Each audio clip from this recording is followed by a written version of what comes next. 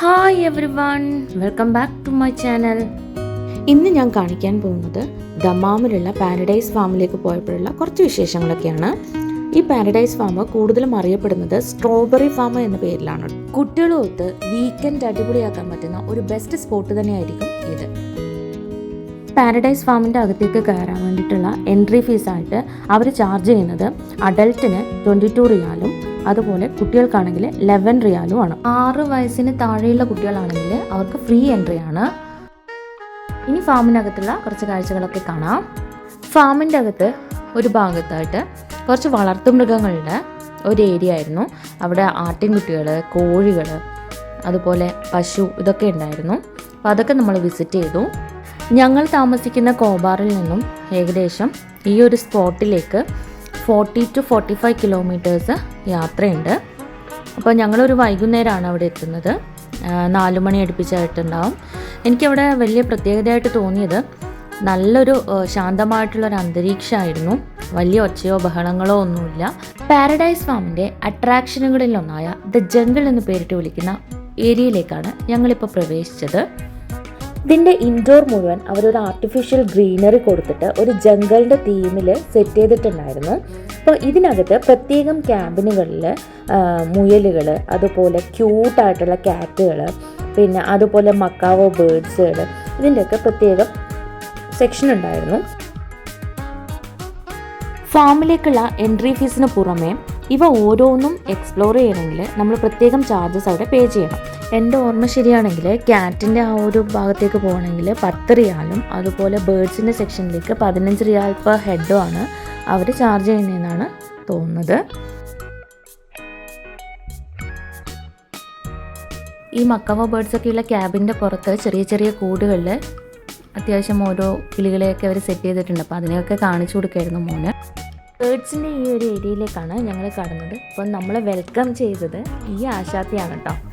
കൂട്ടുകാരൊത്ത് എന്തോ ഒരു സൗന്ദര്യപ്പിണക്കമുള്ളതായിട്ടാണ് എനിക്ക് ഫീൽ ചെയ്തത്. ഇനി ഈ പക്ഷിലോകത്തെ കാഴ്ചകളൊന്ന് കണ്ടു നോക്കൂ.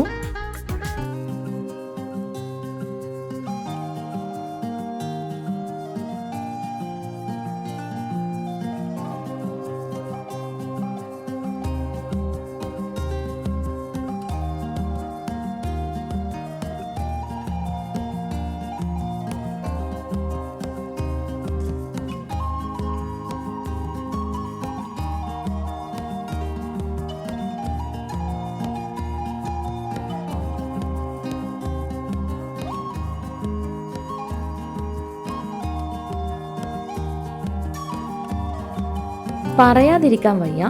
ഈ ബേർഡ്സിൻ്റെ ഈ ഒരു ഏരിയയിലേക്ക് കടന്നപ്പോൾ അവിടെ ഭയങ്കര പ്ലസൻ്റ് ആയിരുന്നു, അതുപോലെ ഭയങ്കര ലൈവായിരുന്നു.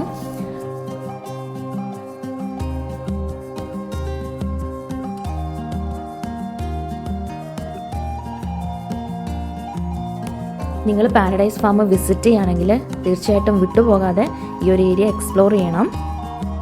കാരണം പ്രത്യേക ഒരു വൈബ് തന്നെയായിരുന്നു ഇവിടെ നമുക്ക് സമ്മാനിച്ചത്. ബേർഡ്സിനുള്ള ഫുഡൊക്കെ നമ്മളിങ്ങനെ കയ്യിൽ വെച്ച് ബേർഡ്സിന് ഫീഡൊക്കെ ചെയ്തു കേട്ടോ. അപ്പോൾ അതൊക്കെ നല്ലൊരു എക്സ്പീരിയൻസ് ആയിരുന്നു.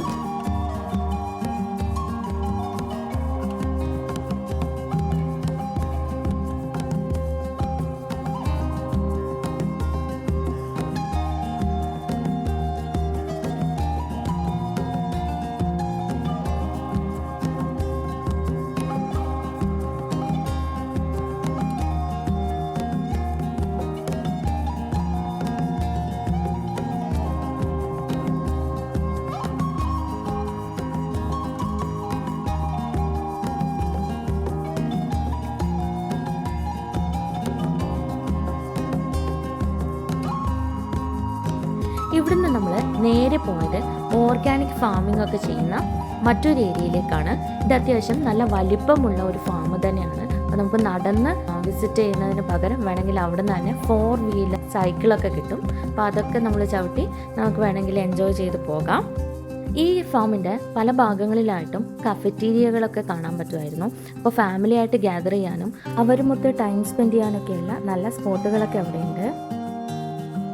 പാരഡൈസ് ഫാമിൻ്റെ മറ്റൊരു അട്രാക്ഷനാണ് ഓർഗാനിക് ഫാമിംഗ്. ഇത് ഹൈഡ്രോഫോണിക് രീതിയിൽ ഗ്രീൻ ഹൗസിൽ വളർത്തിയെടുക്കുന്ന തക്കാളിയുടെ കൃഷിയാണ്. പാകമായ തക്കാളികൾ ധാരാളം അവിടെ ഉണ്ടായിരുന്നു. ഇത് നമുക്ക് കണ്ണിനും മനസ്സിനൊക്കെ കുളിർമയേകുന്ന ഒരു കാഴ്ചയായിരുന്നു. 10 റിയാൽ പേ ചെയ്ത് കഴിഞ്ഞാൽ നമുക്ക് പ്ലാസ്റ്റിക് ഗ്ലാസ് നിറയെ തക്കാളി പ്ലക്ക് ചെയ്തെടുക്കാൻ വേണ്ടി പറ്റും. പാരഡൈസ് ഫാം സ്ട്രോബെറി ഫാം എന്ന രീതിയിലാണ് കൂടുതലും അറിയപ്പെടുന്നതെന്ന് പറഞ്ഞല്ലോ.